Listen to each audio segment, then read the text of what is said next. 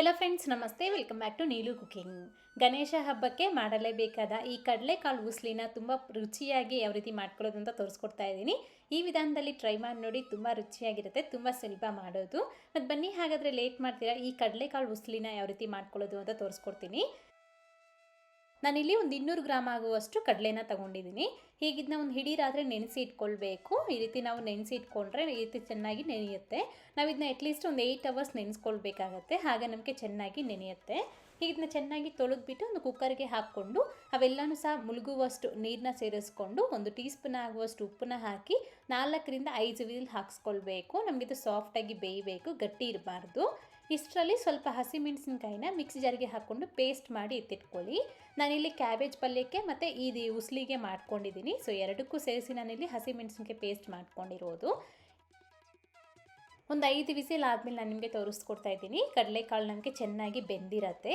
ಈ ಥರ ನಮಗೆ ಪ್ರೆಸ್ ಮಾಡಿದ ತಕ್ಷಣ ಅದು ನೀಟಾಗಿ ಸಾಫ್ಟಾಗಿರಬೇಕು. ಈಗಲೇ ನಮಗೆ ಗಟ್ಟಿ ಇತ್ತು ಅನ್ನೋದಾದರೆ ಮತ್ತೆ ನಾವು ಒಗ್ಗರಣೆಗೆ ಹಾಕಿ ಮತ್ತು ಸ್ವಲ್ಪ ಹೊತ್ತು ಹಾಗೆ ಇಟ್ಟರೆ ಇನ್ನೂ ಗಟ್ಟಿಯಾಗಿಬಿಡುತ್ತೆ, ಅಷ್ಟು ಸರಿಯಾಗಿ ಬರೋದಿಲ್ಲ. ಹಾಗಾಗಿ ಈ ಥರ ನಾವು ಸಾಫ್ಟಾಗಿದ್ದನ್ನ ಬೇಯಿಸ್ಕೊಳ್ಬೇಕು. ಹಾಗೆ ನಮಗೆ ರುಚಿ ಕೂಡ ತುಂಬ ಚೆನ್ನಾಗಿರುತ್ತೆ.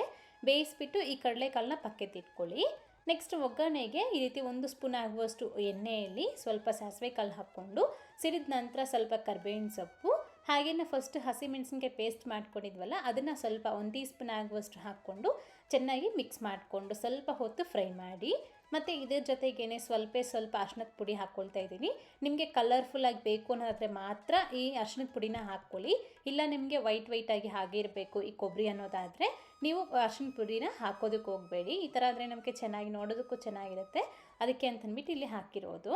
ಈಗ ಇದಕ್ಕೆ 1 ಕಪ್ ಆಗುವಷ್ಟು ಸಣ್ಣದಾಗಿ ತುರಿದಿಟ್ಕೊಂಡಿರೋ ಈ ಕೊಬ್ಬರಿನ ಹಾಕ್ಕೊಂಡು ಚೆನ್ನಾಗಿ ಮಿಕ್ಸ್ ಮಾಡಿಕೊಳ್ಬೇಕು. ಮತ್ತು ಇದಕ್ಕೆ ಬೇಯಿಸಿಟ್ಕೊಂಡಿರೋ ಕಡಲೆಕಾಳು ಕೂಡ ಹಾಕ್ಕೊಂಡು ಮಿಕ್ಸ್ ಮಾಡ್ಕೊಳ್ಳುವಾಗ ಸಣ್ಣದಾಗಿ ಕಟ್ ಮಾಡ್ಕೊಂಡಿರೋ ಕೊತ್ತಂಬರಿ ಸೊಪ್ಪನ್ನ ಹಾಕಿ ಚೆನ್ನಾಗಿ ಮಿಕ್ಸ್ ಮಾಡಿಕೊಂಡು ಸರ್ವ್ ಮಾಡ್ಕೊಳ್ಳಿ.